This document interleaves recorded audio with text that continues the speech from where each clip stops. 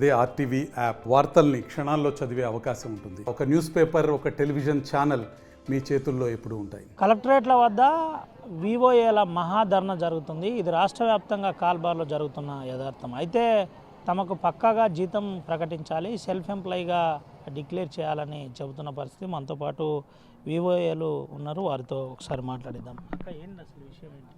మేము గత 20 సంవత్సరాలుగా గ్రామీణ పేదరిక నిర్మూలన సంస్థలో పనిచేస్తున్నాము.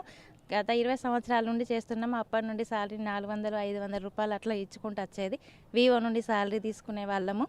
తర్వాత గవర్నమెంట్ నుండి ఇప్పుడు 3,900 నుంచి 1,100 మన స్ట్రైక్ చేయడం వల్ల 1,100 రూపాయలు పెరిగింది. 5,000 రూపాయల జీతం ఇప్పుడు రావడం జరుగుతుంది.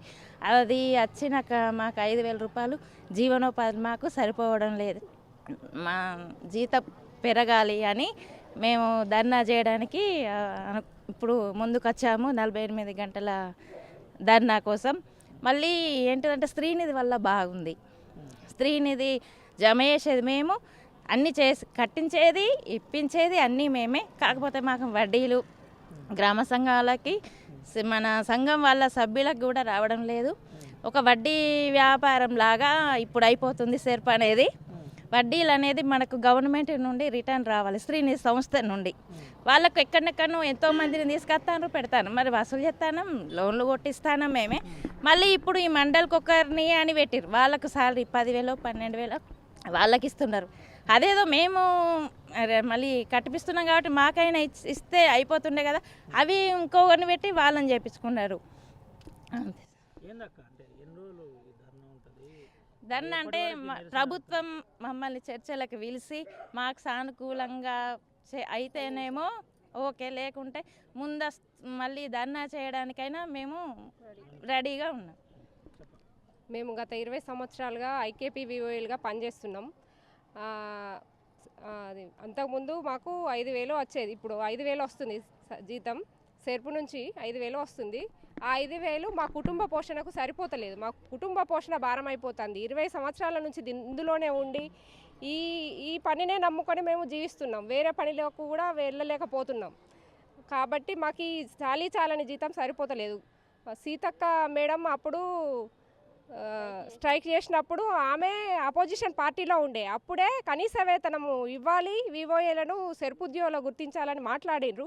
ఇప్పుడు అధికార పార్టీలో ఉండి కూడా మమ్మల్ని పట్టించుకుంటలేదు. ఎన్నోసార్లు మేడంకి కూడా లెటర్ కలిసి, మా రాష్ట్ర కమిటీ సిఐటియు రాష్ట్ర కమిటీ కలిసి కూడా లెటర్లు ఇవ్వడం జరిగింది.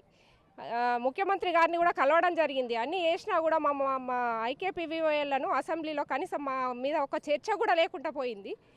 కనీస వేతనం మాకు 26,000 ఇవ్వాలి, సెర్పు ఉద్యోగులు గుర్తించాలి, సెర్పు నుంచి ఐడి కార్డులు ఇవ్వాలి,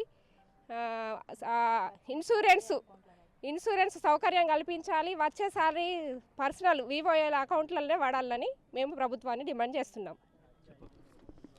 సార్, మేము 20 సంవత్సరాల నుండి పనిచేస్తున్నాం. ఒక్కొక్క విలేజ్లో 20-30 సంఘాలు ఉంటాయి.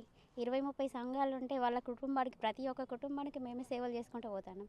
కానీ మమ్మల్ని సెర్పులో మాత్రం గుర్తించలేరు. ప్రతి పనికి మేమే గుర్తొస్తాం, కానీ మమ్మల్ని ఎందుకు సెర్పులో గుర్తించలేరు? మాకు ప్రతి దానికి మేము వెళ్ళాలి సార్. వాళ్ళ ఇంట్లో వాళ్ళ బిడ్డకు, వాళ్ళ కొడుకు, వాళ్ళ భర్తకు, వాళ్ళ భార్య, ప్రతిదీ మేము సేవ చేసేది మేము సార్. ప్రతిదీ కట్టిపించాలి. స్త్రీనిధి, బ్యాంకు, ప్రతి ఒక్కటి ఒక్కొక్కరికి 7-8 లింకేజ్లు ఇప్పించాలి, కట్టిపించాలి. ఇప్పించినప్పుడు మాదే బాధ్యత, కట్టిపించినప్పుడు మాదే బాధ్యత. కానీ మమ్మల్ని ఎందుకు గుర్తించలేదు సార్? ప్రభుత్వం గుర్తించాలనుకుంటుంది సార్. 20,000 జీతం మాకు ఇవ్వాలని కోరుకుంటున్నాం సార్. 5,000 మాకు సరిపోతలేదు సార్. మేము గత 20 సంవత్సరాలుగా సెర్పు వ్యవస్థలో మేము పనిచేస్తున్నాం సార్. అయితే ఫీల్డ్ లెవెల్లో వర్క్ చేసేది మేము, కానీ మా సంతకం అంటూ ఎక్కడ ఉండదు సార్. వర్క్ అంతా మేమే చేయాలి, సంతకాలు మాత్రం మా సీసీలు పెట్టుకుంటారు. సెర్పులో కూడా ఈ పని అంతా ఎవరు చేస్తారు అంటే సీసీ వ్యవస్థే పనిచేస్తుంది అని అనేది ఉంటుంది. మెయిన్గా మాకు మారాల్సింది అది. ఆ తర్వాత ఈ సీసీ వ్యవస్థ పనిచేస్తాను అని అనేది మారిన తర్వాత ఆటోమేటిక్గా గవర్నమెంట్ మమ్మల్ని గుర్తిస్తుంది. మేము కోరుకునేది ఇది ముఖ్యంగా. ఎందుకు అనంటే మేము ఫీల్డ్ లెవెల్లో ఏ అధికారి కూడా గ్రామాల దగ్గరికే కానీ సంఘాల దగ్గరికి రారు. రికవరీ కావాలన్నా సంఘం కాడ బలి కావాల్సింది మేమే. వాళ్ళకు లోన్ ఇవ్వాలన్నా బ్యాంక్ మేనేజర్ ఇవ్వాలనంటే బ్యాంక్ మేనేజర్తో పోరాడాల్సింది మేమే. ఒక సభ్యురాలు ఎదగడానికి ప్రతి ఆర్థికంగా సహాయం చేయగలిగేది ఏ వ్యవస్థ లేదు సార్, మెయిన్ తప్ప. ఒక సభ్యురాలికి ఆమెకి కుటుంబానికి ఆర్థికంగా 1 లక్ష రూపాయలు అప్పు కావాలి అని అంటే ఏ వ్యవస్థ నుంచి కూడా రాదు. కేవలం స్వయం సహాయక సంఘాల ద్వారా మాత్రమే వస్తుంది. ఆ 1 లక్ష రూపాయలు అప్పు కావాలంటే ఏ ఒక్కరు కూడా రాజకీయ నాయకుడు వచ్చి కూడా ఇప్పియలేడు. ఆ సహాయమేమో మేము చేయాలి, మా కుటుంబాలేమో దినదిన తగ్గుదలకే రోడ్డు పాల్గొ మేము అవుతున్నాం సార్. మళ్ళీ ఇంకొకటి అధికారుల వేధింపులు మా మీద బాగా అవుతున్నాయి సార్. అట్లా లేదు అని అంటే మమ్మల్ని గ్రామాలల్లో 20 సంఘాలు ఉన్నప్పుడు ఆ 20 సంఘాలు కలిసేమో మమ్మల్ని పెట్టుకుంటారు. పని 20 సంఘాలకు మేము చెయ్యాలి. జీతం చేసినప్పుడు సంఘాల పని చేసుడు మా వంతు అవుతుంది. పనేమో మేము చేయాలి, మాకు జీతం కావాలి అని మా పై సిబ్బందిని అడిగితే మాకు సంబంధం లేదు అని అంటారు. మా ద్వారా పని తీసుకున్నప్పుడు మా జీతానికి కూడా బాధ్యత వాళ్ళది ఉండాలి కదా, అట్లా లేదు. ఏంటక్క అంటే ఎన్ని రోజులు ఉంటుంది పోరాటం, ఎన్ని రోజులు ఉండబోతుంది, ఏం చేయబోతున్నారు? ఇప్పటికే మీరు 48 గంటలు ధర్నా చేయడానికి సిద్ధపడ్డ పరిస్థితి, ఇది రాష్ట్ర వ్యాప్తంగా జరుగుతుంది. ఒకవేళ మీతో చర్చలు జరగకపోతే ఏం చేస్తారు? మాకు ఇప్పుడు రాష్ట్ర కమిటీ పిలుపు మేరకు మేము 48 గంటల ధర్నాకి రావాల్సి వచ్చింది. ఇప్పుడు ఈ 48 గంటలు పూర్తయిన తర్వాత గవర్నమెంట్ నుండి పిలుపు వచ్చి మా డిమాండ్లను పరిష్కారం చేస్తే ఓకే, లేదు అని అంటే మేము పూర్తి సమ్మెలోకి పోవడానికి అందరం సిద్ధంగా ఉన్నాం. మా అసెంబ్లీ ముట్టడికి అయినా కూడా సిద్ధంగా ఉన్నాం. మాకు ఈ ప్రభుత్వం ఇచ్చేది మేమేమో 1000 లక్షలు కావాలని కోరుకోవట్లేదు. మా కుటుంబాలను పోషించుకోవడానికి కనీస వేతనం 26,000 కావాలని చెప్పి మేము కోరుకుంటున్నాం. అట్లాగే మా మిత్రులు చాలామంది ప్రమాదాల వల్ల మరణించి వాళ్ళ కుటుంబాలు రోడ్డు మీద పడడం జరిగింది. కాబట్టి మాకు ఏదైనా ఆరోగ్య బీమా, ఇన్సూరెన్స్ కావాలని కోరుకుంటున్నాము. మళ్ళీ ఇంకొకటి ఏంటి అని అంటే మమ్మల్ని 58 జీవో అని పెట్టేసి ప్రతి 3 నెలలకు ఒకసారి దాన్ని రెన్యువల్ చేసే పద్ధతిని పెట్టడం జరిగింది. ఆ పద్ధతిని సవరించాలి అని చెప్పేసి మేము గతంలో సమ్మె చేసినప్పుడు కూడా ఆ గవర్నమెంట్కు తెలియజేసినాము. ఇప్పుడు ఈ గవర్నమెంట్కి కూడా ఈ 48 గంటల సమ్మె ద్వారా ఇదే విన్నవించుకుంటున్నాము. మా రోదనలు ఎందుకని ఏ గవర్నమెంట్కు వెళ్ళుతలేవో మాకైతే అర్థం కావట్లేదు. ఇప్పుడు ఒకటి ఏంటి అని అంటే ఇప్పుడు ఆశా వర్కర్ ఉన్నారండి. ఆశా వర్కరు కేవలం ఆమె హెల్త్ డిపార్ట్మెంట్కు సంబంధించిన వరకే చూస్తుంది. ఒక కుటుంబం దగ్గరికి వెళ్తే ఆమెకి ఏమన్నా జబ్బులు ఉన్నాయా అనే వరకే వాళ్ళు చూడగలుగుతారు. అంగన్వాడీ వర్కర్లు ఉన్నారు, వాళ్ళు ఏం చేస్తారు? చిన్న పిల్లలు ఉన్నారా, వాళ్ళకి న్యూట్రిషన్ ఏమి ఇవ్వాలి, గర్భవతులు ఉన్నారా, వాళ్ళ వరకే చూస్తారు.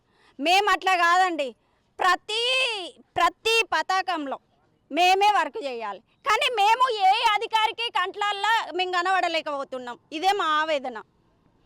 ఇది పరిస్థితి. అన్ని సంఘాల ద్వారానే సేవ చేస్తున్నాం, కానీ మమ్మల్ని ఏ అధికారి గుర్తించట్లేదు అంటున్నారు. ఒకసారి అమ్మ చెప్పండి. అందరికీ నమస్కారం. నేను గత 20 సంవత్సరాలు చేస్తున్నాను. కాకపోతే మనం ఇప్పుడు వచ్చిన సీసీలు పెట్టలేము మమ్మల్ని. మా మహిళా సంఘాలు, మా గ్రామాల సంఘాలు మమ్మల్ని ఎన్నుకున్నారు. వీళ్ళు ఏమంటారు, మీరు ఏం పని తీసేయండి, వీళ్ళని తీసేస్తాం అంటారు. వీళ్ళు తీసేయడానికి వీళ్ళు ఎవరు? మేము మా మహిళా సంఘాలు తీసేస్తే మేము వెళ్తాం. కాకపోతే వీళ్ళ టార్చర్ అండి, వీళ్ళు మేము తీసేస్తాం మీరు వెళ్ళాలమ్మంటారు. వీళ్ళు తీసేసే అధికారం లేదు. మాకు మహిళలు ఎన్నుకున్నారు కాబట్టి వాళ్ళ ద్వారా మేము ఉన్నాం. ఇంకోటి ఏంటంటే మా మహిళల కోటేశ్వర్లు చేస్తున్నారు, మేము దీనస్తున్నాం. ఏం చేస్తాడు పిఎం సారు? మహిళలకు లక్బద్దీద్ చేస్తాడు. లక్బద్దీద్ ఎక్కడి చేస్తాడు? మేము చేస్తే లక్బద్దీది వాళ్ళు అవుతారు, వాళ్ళు చేస్తే అవుతలేరు. మేము మహిళలు ప్రతి ఇంటికి వెళ్ళి అమ్మ నీ ఆస్తి ఎంత ఉన్నది, నువ్వు ఎంత ఉన్నావు, నీకు ఎంత డబ్బు కావాలి, నువ్వు ఎంత తీసుకున్నావు వాళ్ళని అడిగి మేము ఇచ్చి వాళ్ళతో పొదుపులు కట్టించి వాళ్ళ అప్పు ఇచ్చి వాళ్ళను చేస్తున్నాం కోటేశ్వరాలు. కానీ మేము కోటేశ్వరాలు అవుతాం. మా పరిస్థితి చూస్తే ఘోరంగా ఉంచారు. మేము తిండి కూడా కష్టంగా వస్తున్నాం. అలాంటి పరిస్థితుల్లో మా మహిళలు బాగుండాలి, మా సంఘాలు బాగుండాలి, మేము డెవలప్ అవ్వాలి. మా సంఘాలు డెవలప్ అని చేస్తున్నాం, మేము డెవలప్ అవుతున్నాం. కాకపోతే మా మహిళలను డెవలప్ చేస్తున్నాం. ఇదే సీఎం సార్కి ఏమన్నా అంతకుముందు ప్రభుత్వం మాకు చర్చల విలువక వాళ్ళు ఓడిపోయారు. ఖబర్దార్ సీఎం, నువ్వు కూడా అట్నే ఓడిపోతావు చెప్తున్నాం సార్. ఇదే పరిస్థితి. ఖబర్దార్, నువ్వు కూడా అలా విధంగా ఓడిపోతావు. గత ప్రభుత్వం కూడా మాతో పెట్టుకొని ఓడిపోయిందని చెబుతున్న పరిస్థితి. అన్న ఏంటి అసలు పరిస్థితి? ఎందుకు వివోఏలను తీసుకొచ్చి కలెక్టరేట్ల ముందు కూర్చుండబెట్టిండ్రు? ఏంది విషయం?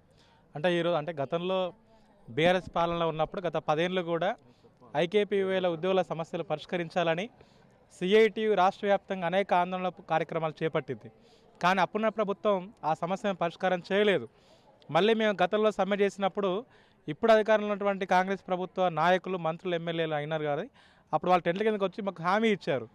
తప్పకుండా ఈ మహిళలందరూ ఉన్నారు కాబట్టి, ఈ పనిచేసే మహిళలందరూ కూడా అట్టడుగు వర్గాల మహిళలు కాబట్టి మీ అందరికీ కూడా ప్రతి ఒక్కరికి 20,000 వేతనం కాంగ్రెస్ ప్రభుత్వం ఇస్తేనే హామీ ఇచ్చినాం కాబట్టి మీరు ఓట్లు వేయండి అని చెప్పడం జరిగింది. అందుకే అక్కడ కూర్చున్న ప్రతి ఒక్క మహిళ కూడా వాళ్ళ కుటుంబంతో సహా ఓట్లు వేయించారు. ఈరోజు కాంగ్రెస్ ప్రభుత్వాన్ని అధికారంలోకి తీసుకొచ్చిన తర్వాత ఇప్పటికీ దాదాపు 10 సార్లు మంత్రి గారిని కలిసాం, సీతక్క గారిని, రేవంత్ రెడ్డి గారిని 2-3 సార్లు కలిసాము, అదే కమిషనర్ గారిని కలిసాము, సెక్రటరీలను కలిసాము, అందరినీ కలిసినాము, స్థానిక కొన్ని ఎమ్మెల్యేలను కూడా కలిసినాము. కానీ ఏ ఒక్కరు కూడా ఐకేపీ వివోఏ ఉద్యోగుల సమస్యలు మాత్రం పరిష్కారం చేయట్లేని ఉద్దేశంతో ఈరోజు ఈ యొక్క 48 గంటల మహాధర్నాకు సిఐటి రాష్ట్ర కమిటీ పిలుపునివ్వడం జరిగింది. ప్రభుత్వం ఈ సమస్యలు పరిష్కరించాలని చెప్పే ఉద్దేశంతో ఈ ధర్నా చేస్తూ ఉన్నాం. ఇప్పటికైనా ప్రభుత్వం స్పందించి ఐకేపీ వివోఏ ఉద్యోగుల సమస్యలు పరిష్కారం చేయాలి, మీరిచ్చిన హామీ నిలబెట్టుకోవాలి, మీరు ఇస్తాన ఏదైతే 20,000 వేతనం ఉందో అది అమలు చేయాలని చెప్పి సిఐటిగా ప్రభుత్వాన్ని డిమాండ్ చేస్తూ ఉన్నాం. ఇదే పరిస్థితి ఉంటే రానున్న రోజుల్లో ఏం చేయాలి? రానున్న రోజుల్లో ఇప్పటికే రాష్ట్ర కమిటీ కూడా ఒక కార్యాచరణ ముందు పెట్టింది. ఇప్పటికీ గతంలో ఈ మధ్యకాలంలోనే ఎమ్మెల్యేలను కలిసాము, ధర్నాలు చేశాము. ఇప్పుడు కలెక్టరేట్ ముందు 48 గంటల ధర్నా చేస్తూ ఉన్నాము. ఇప్పుడు స్పందించకపోతే రాబోయే రోజుల్లో చలో హైదరాబాద్ ప్రజాభవన్ ముట్టడికి కూడా రాష్ట్ర కమిటీ ముట్టడికి పిలిపేయాలని ఆలోచన చేస్తూ ఉంది. రాష్ట్ర కమిటీ ఏ పిలిపిచ్చినా సరే ఈ మంచిర్యాల జిల్లాలో ఉన్నటువంటి వందలాది మంది ఐకేపీ వివోఏలు ఇక్కడ ఉండకుండా హైదరాబాదులో ఈ ప్రభుత్వాన్ని నిర్ణయిస్తామని చెప్పేసి సిఐటిగా హెచ్చరిస్తూ ఉన్నాం. రైట్, ఇదే పరిస్థితి ఉంటే ఆందోళనకు తప్పదని చెప్తున్నాం. ఇదే పరిస్థితి ఉంటే ఏం చేయబోతున్నారు? ఇదే పరిస్థితి కొనసాగితే మాత్రం మేము ప్రభుత్వానికి చెప్పదలుచుకున్నది ఏంటంటే, మేము 2 రోజులు ధర్నా రాష్ట్ర కమిటీ పిలుపు మేరకు ధర్నాలో పాల్గొన్నాము. మరి అందరం మా యొక్క డిమాండ్స్ నెరవేర్చుకోవాలని ఎంతో యూనిటీగా ఇక్కడికి రావడం జరిగింది. మరి అదే యూనిటీగా మేము భవిష్యత్తులో కూడా మరి సమ్మె చేయడానికైనా వెనుకాడబోము, ప్రభుత్వం మీద పోరాటం చేయడానికి సిద్ధంగా ఉన్నాం. మరి దేనికైనా సిద్ధమని మేము జిల్లా కమిటీ తరఫున మాట్లాడడం జరుగుతుంది. అదేవిధంగా మా డిమాండ్స్ ఏమైతే ఉన్నాయో ఇప్పటికైనా ప్రభుత్వం గుర్తించాలి. గత ప్రభుత్వంలో ఉన్న మరి ప్రభుత్వం అమలు పరిచినవి 5,000 రూపాయలు మాత్రమే మేము వేతనంగా తీసుకుంటున్నాం. కానీ సీతక్క మాత్రం మాకు అసెంబ్లీ సాక్షిగా అసెంబ్లీలో ముఖ్యమంత్రి ఏమన్నాడు? మీరు కలిస్తే ముఖ్యమంత్రి ఏం చెప్పిండు? ముఖ్యమంత్రి దృష్టికి పోయినప్పుడు ఏం జరుగుతుందంటే, మీరు ధర్నాలు చేయొద్దు, సమ్మెలు చేయొద్దు, నేరుగా వచ్చి మాకు కలవండి, మీ సమస్యలు పరిష్కరిస్తామని చెప్పడం జరిగింది. కానీ అపాయింట్మెంట్ మాత్రం ఇవ్వడం లేదు. ఆగండి మన గవర్నమెంట్ ఫామ్ అయ్యి సంవత్సరమే అయింది కదా, మీ సమస్యలు ఇప్పుడే పరిష్కరించాలంటే ఎలా అని అంటున్నారు. అప్పుడు మాత్రం 3 నెలల్లో మీకు 20,000 వేతనం ఇస్తామని ప్రకటించడం జరిగింది. ఆ విధంగా చెప్పి ఓట్లు కూడా వేయడం జరిగింది. మాకు నమ్మక ద్రోహం చేసిందని మేము అనుకుంటున్నాం. కానీ దీన్ని ఇంతటితోనే మేము ఆగకుండా సమ్మెతోని మేము ముందుకెళ్ళి సాధించుకున్న దిశగా మేము పోరాటం అడుగులు వేస్తామని మేము తెలియజేస్తున్నాం. ఇది పరిస్థితి. మాకు 3 నెలల్లోనే అమలు చేస్తానని చెప్పారు. 26,000 జీతాన్ని అమలు చేస్తానని చెప్పారు. ఇప్పుడు అది జరగలేదని చెప్తున్న పరిస్థితి. చెప్పండి అన్న, ఒక నిమిషంలో ఏంటి? ఈరోజు మరి రాష్ట్ర కమిటీ పిలుపు మేరకు వివోఏల సమస్యలు పరిష్కరించడానికి 48 గంటల మహాధర్నాను మరి కలెక్టర్ ఆఫీసుల ముందట నిర్వహించడం జరుగుతుంది. ముఖ్యంగా మరి మేము ప్రభుత్వము మాకు ఒక కమిట్మెంట్ ఇస్తుంది మహిళలకు ఈ పని చేయాలని చెప్పి. ముఖ్యంగా శ్రీనిధి అనే ఒక సంస్థ వచ్చింది 2011లో. అది వచ్చినప్పుడు దానికి ఒక డీసీబీ అనేది ఉంటుందంట. ఆ డీసీబీలో 0 వడ్డీతో వచ్చేది. అటువంటి 2011లో డీసీబీ వచ్చిన ఆ శ్రీనిధి డీసీబీ ఈరోజు చూసుకున్నప్పుడు సభ్యత్వం అని చెప్పి, వాటాదానం అని చెప్పి, ఇన్సూరెన్స్ అని చెప్పి 50,000 రూపాయల లోన్ తీసుకుంటే 1,500 రూపాయల యాడ్ కలిపి ఆమెకు 51,500 రూపాయల డీసీబీ ఆన్లైన్లో ఇస్తున్నారు. ఆ సభ్యురాలకు ఇచ్చేది మాత్రం 50,000 రూపాయలే. ఈ విధంగా శ్రీనిధి ఫస్ట్ మోసము చేస్తుంది. రెండవది మోసం ఏం చేస్తుందని అంటే, వడ్డీ లేని రుణం అని చెప్పి ఇప్పటికి 10 సంవత్సరాల నుంచి నా ఒక్క వివో నుండే 22 లక్షల రూపాయల వసూలు చేసింది శ్రీనిధి. ఈ 22 లక్షల రూపాయల వడ్డీ వాస్తవానికి నా వివోకి ఇవ్వాల్సి ఉన్నది. రాష్ట్ర వ్యాప్తంగా 18,000 వివోఏలకు 22 లక్షల చొప్పున ఒక సుమారుగా చూసుకుంటే 3,900 కోట్ల రూపాయలు పేద మహిళల నుండి శ్రీనిధి వడ్డీ వసూలు చేసినారు. ఆ వడ్డీ ఇవ్వడం లేదు. వడ్డీ పోకపోవడం వలన మా ఉద్యోగస్తులను ఆన్లైన్ పేరు చెప్పి సోషల్ ఆడిట్ అని చెప్పి వేధిస్తున్నారు. సోషల్ ఆడిట్ అని అంటే అన్న మేము బుక్స్ రాసినప్పుడు సీసీ చూస్తారు, ఏపీఎం చూస్తారు, డిఎంజీ చూస్తారు, చార్టెడ్ అకౌంట్తో ఆడిట్ చేపిస్తాం. ఇవన్నీ అయిపోయిన తర్వాత ఒకటేసారి 5 సంవత్సరాలకు సంబంధించిన బుక్స్ చూస్తామని చెప్పి మమ్మల్ని మెంటల్గా టార్చర్ చేస్తున్నారు. మేము జీతము జస్ట్ 5,000, వాస్తవానికి మండల కేంద్రానికి మేము ఒక నెలలో సుమారు 15 నుండి 18 సార్లు వెళ్తామన్నా. శ్రీనిధి చెక్ పెట్టడానికి వెళ్తాము, మండల సమైక్య చెక్ ఇవ్వడానికి వెళ్తాము, మండల సమైక్యలో రివ్యూలు పెట్టడానికి వెళ్తాము, ఏదైనా ఆఫీసర్స్ వచ్చిరానంటే ఉన్నతాధికారులు వచ్చినట్టు వెళ్తాం. కనీసము ట్రావెలింగ్ అలవెన్స్ కూడా ఇవ్వకుండా మమ్మల్ని వేధిస్తున్నారు. ఒకవేళ మేమేమన్నా వాళ్ళని అడిగితే వాళ్ళు ఏమంటారంటే జీవో నెంబర్ 58 ప్రకారం నేను నిన్ను తీసేస్తాము. ఉదాహరణకు మొన్న ఒక డిస్టిక్లో జరిగిందన్న 5 వివోఏలను తీసేసిండ్రు. నిజంగా చెప్తున్నా, అక్కడ ఏపీడికి నాలెడ్జ్ ఉన్నదో లేదో తెలియదు కానీ లోకస్ అని ఒక యాప్ వచ్చింది.